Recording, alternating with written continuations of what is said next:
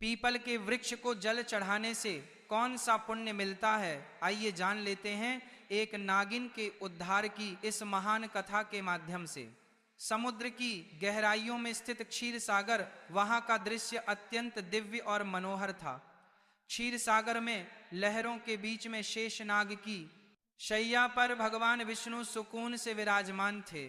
उनका नीलवर्णी शरीर दिव्य आभा बिखेर रहा था।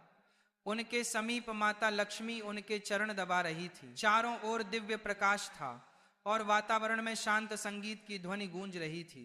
इसी बीच एक पावन पथ से आकाश मार्ग होते हुए देवर्षि नारद जी वहां पहुंचे।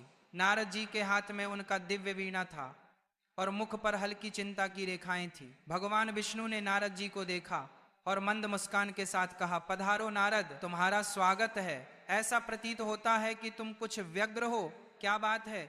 क्या तुम्हारे भ्रमण में कोई अनहोनी घटी है? नारद जी ने शीश झुकाकर भगवान विष्णु को प्रणाम किया और कहा, हे प्रभु, मैं अभी अभी पृथ्वी लोक से लौट कर आ रहा हूं।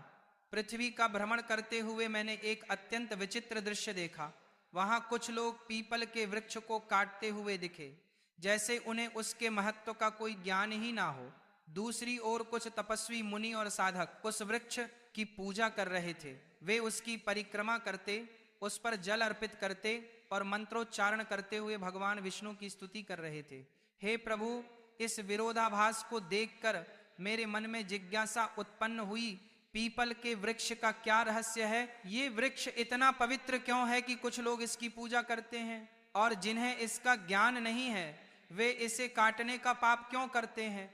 कृपा करके मुझे इसके महत्व के विषय में विस्तार से बताइए ताकि मैं इस ज्ञान को लोक में फैला सकूं। भगवान विष्णु के मुख पर एक कोमल मुस्कान खिल उठी। वे मंद स्वर में बोले, हे नारद, तुम्हारा प्रश्न अत्यंत महत्वपूर्ण है। पीपल का वृक्ष कोई साधारण वृक्ष नहीं है। यह वृक्ष स्वयं मेरे स्वरूप का प्रतीक है। यह न केवल देवताओं का निवास स्थान है, बल्कि इसकी पूजा से मनुष्यों के समस्त पापों का नाश होता है और उन्हें मोक्ष की प्राप्ति होती है। सुनो, मैं तुम्हें पीपल के वृक्ष के महत्व की एक कथा सुनाता हूं जो ये स्पष्ट करेगी कि क्यों यह वृक्ष पवित्र है और क्यों इसकी पूजा करनी चाहिए। हे नारद, इस कथा का केवल वर्णन और श्रवण ही मनुष्य के लिए पुण्यदायी है। जो भी इस पावन कथा को श्रद्धा और भक्ति के साथ सुनता है उसे अनगिनत पुण्य प्राप्त होते हैं। जो व्यक्ति इस कथा का श्रवण करता है उसके जन्म जन्मांतर के संचित पाप नष्ट हो जाते हैं, चाहे उसने अपने अज्ञानवश कितना ही बड़ा पाप क्यों ना किया हो। इस कथा के श्रवण से उसे पापों से मुक्ति मिलती है। इस कथा को सुनने वाला अपने पितरों का आशीर्वाद पाता है, उसके पूर्वज संतुष्ट होते हैं और उसे सुख समृद्धि और शांति का वरदान देते हैं। इसके फल स्वरूप पितरों के क्षण समाप्त होते हैं और उनके मार्ग में आने वाली बाधाएं दूर होती हैं। इस कथा को सुनने वाला व्यक्ति अपने घर में दुर्भाग्य, दरिद्रता और कष्टों को दूर करता है। उसके परिवार में सुख समृद्धि और लक्ष्मी का वास होता है। उसका जीवन सदा मंगलमय रहता है। यदि किसी स्त्री पुरुष को संतान सुख की प्राप्ति में बाधा हो रही हो तो वह इस कथा को श्रवण करके पीपल के वृक्ष की पूजा करे, उसे संतान सुख की प्राप्ति अवश्य होती है। नारद जी ने आनंद और जिज्ञासा से कहा, प्रभु, मैं ध्यान पूर्वक सुन रहा हूं, कृपया इस कथा का वर्णन कीजिए। भगवान विष्णु ने कहा, हे नारद, पूर्व काल की बात है। एक अत्यंत गरीब व्यक्ति रहता था जिसका नाम हरिदास था। हरिदास ईमानदार और परिश्रमी था, लेकिन उसका जीवन अत्यंत कठिनाइयों से भरा हुआ था। वह जंगल से लकड़ियां काटकर उन्हें बेचता और जैसे तैसे अपने परिवार का भरण पोषण करता था। उसका परिवार बड़ा था, बूढ़े माता पिता, उसकी पत्नी गायत्री और 3 छोटे छोटे बच्चे। हरिदास दिन रात मेहनत करता, फिर भी परिवार के लिए पर्याप्त भोजन जुटाना मुश्किल हो जाता। उसके घर में किसी भी प्रकार का धार्मिक कार्य नहीं होता था और ना ही देवताओं की पूजा अर्चना होती थी। हरिदास को शास्त्रों और धार्मिक महत्व के विषय में कुछ भी ज्ञान नहीं था। एक दिन हरिदास हाथ में कुल्हाड़ी लिए जंगल की ओर निकल पड़ा। वह सुबह से ही जंगल के एक एक कोने में घूमता रहा, पर उसे लकड़ियां तो दूर, एक भी सूखा पेड़ नहीं मिला। उसकी थकान बढ़ती जा रही थी और सूर्य अपनी मध्यावस्था में चमक रहा था। हरिदास को चिंता सताने लगी कि यदि वह आज लकड़ियां नहीं ले गया तो घर में चूल्हा नहीं जलेगा। भूख और प्यास से व्याकुल होकर वह जंगल में और आगे बढ़ाने लगा। जंगल का यह भाग अत्यंत भयानक था। ऊंचे ऊंचे वृक्ष, घनी बेलें और झाड़ियों ने सूरज की रोशनी तक को धरती पर आने से रोक रखा था। जगह जगह सर्प, बिच्छू और अन्य हिंसक जीवों के खतरे भी दिखाई देते थे, परंतु हरिदास की व्यवस्था उसे वहां तक खींच लाई थी। बहुत देर तक भटकने के बाद अचानक उसकी नजर एक विशाल वृक्ष पर पड़ी। वह वृक्ष अपने चारों ओर एक अजीब सी आभा बिखेर रहा था। उसकी शाखाएं मानो आकाश को छू रही थी और उसकी जड़ें धरती को गहराई से बांध कर रखे हुए थी। यह पीपल का वृक्ष था। हरिदास ने मन ही मन सोचा, अरे वाह, कितना बड़ा और मजबूत वृक्ष है। यदि मैं इसकी कुछ टहनियां काट लूं तो आज का काम बन जाएगा। फिर उसने कुल्हाड़ी को मजबूती से थामा और वृक्ष के पास पहुंच गया। वृक्ष के नीचे खड़ा होकर उसने एक क्षण के लिए इधर उधर देखा और कुल्हाड़ी को ऊपर उठा लिया। जैसे ही वह कुल्हाड़ी से वृक्ष पर आघात करने वाला था, तभी एक भयंकर आवाज गूंज उठी जो किसी स्त्री की सी प्रतीत हो रही थी।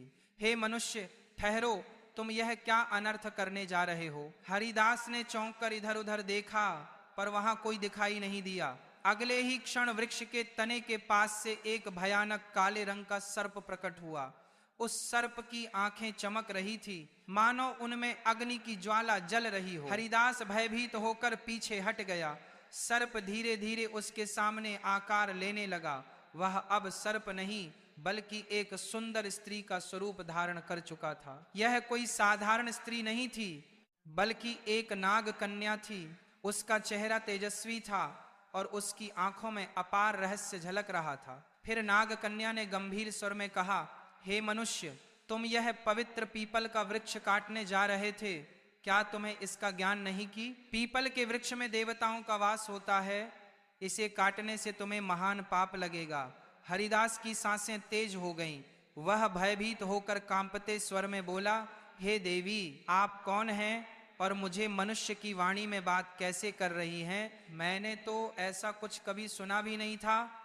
कृपया मुझे बताइए कि आप कौन हैं और यह वृक्ष क्यों इतना विशेष है? नाग कन्या मुस्कुराई और बोली, हे मनुष्य, मैं इस पीपल के वृक्ष की रक्षक हूं। मेरा नाम नागिनी सुरसा है। यह वृक्ष मेरे लिए बहुत प्रिय है क्योंकि इस वृक्ष में मेरा वास है और यह पवित्र है। परंतु इस वृक्ष के साथ मेरा यह जुड़ाव केवल इस जन्म का नहीं है, बल्कि यह एक पुरानी कथा का परिणाम है। सुनो, मैं तुम्हें अपने पूर्व जन्म की कथा सुनाती हूँ। ये कहते हुए नाग कन्या सुरसा का चेहरा गंभीर हो गया। उसकी आंखों में अतीत का एक गहरा रहस्य चमक उठा। हरिदास विस्मय और जिज्ञासा से उसकी ओर देखने लगा, क्योंकि यह सब उसके लिए अत्यंत अद्भुत और विचित्र था। नाग कन्या ने अपना वृत्तांत आरंभ किया। नाग कन्या ने गहरी सांस ली और हरिदास की ओर देखते हुए कहा, हे मनुष्य, पिछले जन्म में मेरा नाम सुमति था। मैं एक प्रतिष्ठित वैश्य परिवार में जन्मी थी। मेरे पिता एक धनवान व्यापारी थे और मेरे विवाह का आयोजन उन्होंने बड़ी धूमधाम से किया। मेरा विवाह एक पुण्यात्मा और ज्ञानी वैश्य पुत्र से हुआ जिसका नाम धर्मपाल था। मेरे पति अत्यंत धार्मिक प्रवृत्ति के थे और अनाज का व्यापार करते थे। उनका जीवन सादा लेकिन धर्म और सत्कर्म में लीन था, किंतु मैं उनके गुणों से सर्वथा विपरीत थी। मेरा स्वभाव अत्यंत स्वार्थी और अहंकारी था। मैंने तो अपने पति का आदर करती थी और ना ही किसी प्रकार के धर्म कर्म में रुचि रखती थी। मुझे देवी देवताओं की पूजा व्यर्थ प्रतीत होती थी। मेरा मन सदा सांसारिक सुखों और धन संपत्ति में लिप्त रहता। मेरे पति मुझे समझाते रहते कि हमें जीवन में पुण्य के कार्य करने चाहिए, देवताओं की पूजा करनी चाहिए, किंतु मैं उनकी बातों को हमेशा अनसुना कर देती। हमारे गांव के पास एक मुनि का आश्रम था। वह आश्रम शांत, पवित्र और प्रकृति की छांव में बसा हुआ था। वहां के वातावरण में एक अलौकिक शांति थी। मुनि ने अपने आश्रम के आंगन में एक छोटा सा पीपल का वृक्ष लगाया हुआ था। गांव के लोग वहां नियमित रूप से पूजा करने आते थे। वे पीपल के वृक्ष के चारों ओर दीप जलाते, जल चढ़ाते और उसकी परिक्रमा करते। उनका विश्वास था कि इस वृक्ष में भगवान विष्णु का वास है और उसकी पूजा करने से उनके पितर प्रसन्न होते हैं। लोगों की श्रद्धा और भक्ति से वह वृक्ष बहुत ही कम समय में विशाल हो गया। एक दिन की बात है, मैं उस आश्रम के पास से गुजर रही थी। वहां मैंने देखा कि एक ब्राह्मण अत्यंत श्रद्धा से उस पीपल वृक्ष की पूजा कर रहा था। वह वृक्ष के तले जल चढ़ा रहा था और मंत्रोच्चार कर रहा था। यह दृश्य देखकर मैं ठहाका मारकर हंसने लगी और कटु स्वर में कहा, अरे ब्राह्मण, तुम मूर्खों की तरह इस वृक्ष की पूजा क्यों कर रहे हो? ये तो केवल एक पेड़ है, न फल देता है न फूल। क्या यह पेड़ किसी काम का भी है? यह व्यर्थ का ढोंग है। तुम्हारी पूजा का कोई लाभ नहीं है। मेरे शब्द सुनकर वह ब्राह्मण अत्यंत शांत भाव से मेरी ओर देखता रहा। फिर वह गंभीर स्वर में बोला, हे देवी, तुम्हारा अज्ञान ही तुम्हारे इस व्यवहार का कारण है। क्या तुम्हें ज्ञात नहीं कि यह पीपल का वृक्ष मात्र एक साधारण वृक्ष नहीं है? इस वृक्ष में स्वयं भगवान विष्णु का वास होता है। यह वृक्ष जीवित है और अत्यंत पवित्र है। इसकी पूजा करने से भगवान विष्णु प्रसन्न होते हैं। इसके तले जल चढ़ाने से पितरों का आशीर्वाद प्राप्त होता है। अनेक जन्मों के पाप इस वृक्ष की पूजा से समाप्त हो जाते हैं। यह वृक्ष मानव जीवन के लिए वरदान स्वरूप है। उस ब्राह्मण की बातों ने मेरे अहंकार को और भड़का दिया। मैंने कटु शब्दों में उसका और वृक्ष का उपहास किया। मैं क्रोध में आकर उस वृक्ष के पास पहुंची और व्यंग्यपूर्ण स्वर में कहा, देखते हैं तुम्हारा यह वृक्ष कितना महान है। ये कहकर मैंने आवेश में आकर पीपल के वृक्ष को लात मार दी। जैसे ही मेरी लात उस वृक्ष को लगी, उसी क्षण एक विचित्र घटना घटी। मेरे पैर से लेकर शरीर के अन्य अंगों में जलन होने लगी। वह जलन असहनीय थी। मैंने देखा कि मेरे शरीर में परिवर्तन हो रहा था। धीरे धीरे मेरा रूप बदलने लगा। मेरी त्वचा काली पड़ने लगी और देखते ही देखते मैं एक भयानक सर्पिणी में परिवर्तित हो गई। नागिन का रूप धारण करके मैं वहीं पर चीखने चिल्लाने लगी। मेरी चीख पुकार सुनकर आश्रम के मुनि वहां आ गए। मैं उनके चरणों में गिर पड़ी और रोते हुए अपनी व्यथा सुनाई। मैंने उनसे विनती की कि मुझे इस श्राप से मुक्ति दिलाएं। मुनि गंभीर स्वर में बोले, हे स्त्री, तुमने घोर पाप किया है। पीपल के वृक्ष को अपवित्र करना और उसका अपमान करना भगवान विष्णु का अपमान है। तुम्हें तुम्हारे कर्मों का दंड मिला है। फिर मैंने कांपते हुए हाथ जोड़कर मुनि से प्रार्थना की, हे ईश्वर, कृपया मुझे क्षमा करें और इस श्राप से मुक्ति का कोई उपाय बताएं। मैं अपने पापों के लिए पश्चाताप करना चाहती हूँ। उस मुनि ने गंभीर स्वर में कहा, हे पापिनी, तुम्हें इस श्राप से मुक्त होने के लिए 100 वर्षों तक इस पीपल वृक्ष पर निवास करना होगा और इसकी रक्षा करनी होगी। जब 100 वर्ष पूर्ण हो जाएंगे तब तुम्हारे पति यहाँ आएंगे और इस वृक्ष पर जल अर्पित करेंगे। उसी दिन तुम्हें इस श्राप से मुक्ति मिलेगी। इतना कहकर मुनि वहां से चले गए। तब से मैं इसी वृक्ष पर वास कर रही हूँ। यह वृक्ष दिनों दिन बढ़ता गया और मैं दिन रात इसकी रक्षा करती हूँ ताकि कोई उसे हानि ना पहुंचा सके। आज मेरे 100 वर्ष पूरे हो चुके हैं। मैं प्रतीक्षा करते रही हूँ कि मेरे पति धर्मपाल यहाँ आए और इस वृक्ष पर जल अर्पित करें, तभी मुझे सर्प योनि से मुक्ति मिलेगी। यह कहते हुए नाग कन्या की आंखों में आंसू आ गए। उसकी आवाज में पीड़ा और पश्चाताप स्पष्ट झलक रहा था। हरिदास यह सब सुनकर अवाक रह गया। वह समझ नहीं पा रहा था कि जो कुछ उसने सुना वह सपना था या सच्चाई। उसके हृदय में भय और श्रद्धा का संचार हो रहा था। नाग कन्या की करुणामयी कथा सुनकर हरिदास स्तब्ध रह गया। उसकी आंखों में आश्चर्य और अविश्वास के भाव तैरने लगे। उसे यह बात समझ में नहीं आ रही थी कि वह स्वयं इस घटना से किस प्रकार जुड़ा हुआ था। तभी एक दिव्य तेज से आश्रम के मुनि वहां प्रकट हुए। उनका स्वर गंभीर और आशीर्वाद से भरा हुआ था। मुनि ने हरिदास की ओर देखते हुए कहा, हे हरिदास, ये सब तुम्हारे पूर्व जन्म के कर्मों का ही परिणाम है। क्या तुम जानना चाहते हो कि तुम इस नाग कन्या के जीवन में क्या स्थान रखता हो? हरिदास ने विस्मय से मुनि की ओर देखा और कांपते स्वर में कहा, हे शिवर, कृपया मुझ पर कृपा करें और मेरे जन्मों के रहस्य का ज्ञान दें। ये सब क्या हो रहा है? मैं इस नाग कन्या के साथ किस प्रकार जुड़ा हूं? मुनि ने अपनी आंखें बंद की और उनके मुख पर एक गंभीर आभा उभरी। फिर उन्होंने कहना आरंभ किया, हे हरिदास, सुनो, तुम्हारे पूर्व जन्म की कथा। इस नाग कन्या जिसका नाम सुमति है, इसका पति तुम ही थे। उस जन्म में तुम धर्मपाल नामक एक पुण्यात्मा व्यापारी थे। तुमने सुमति से विवाह किया था और उसका जीवन संवारने का हर संभव प्रयास किया। तुम एक धर्मनिष्ठ और सत्यवादी व्यक्ति थे। तुमने सुमति को सद्मार्ग पर लाने के लिए अनेक प्रयास किए, किंतु वह तुम्हारे प्रयासों की उपेक्षा करती रही। हरिदास ने आश्चर्य और अविश्वास के साथ कहा, क्या मैं इस नाग कन्या का पति था? मुनि ने मुस्कुराते हुए कहा, हाँ हरिदास, सुमति ने अपने अहंकार और अज्ञान के कारण पीपल के वृक्ष का अपमान किया था, जिसके कारण उसे सर्प योनि का श्राप मिला। किंतु भगवान विष्णु ने तुम्हारे पुण्य कर्मों के कारण यह नियम बनाया कि केवल तुम्हारे हाथों से जल अर्पित होने पर ही सुमति को इस श्राप से मुक्ति मिलेगी। तुम यहाँ तक केवल अपनी नियति के कारण आई हो। तुम्हारा आज यहाँ आना संयोग नहीं है, बल्कि यह विधि का विधान है। सुमति, जो अब तक चुपचाप खड़ी थी, मुनि की बात सुनकर हरिदास के चरणों में गिर पड़ी। उसकी आंखों से आंसुओं की धार बहने लगी। वह कांपते स्वर में बोली, हे स्वामी, मैं अपने पूर्व जन्म के पापों के लिए आपसे क्षमा मांगती हूँ।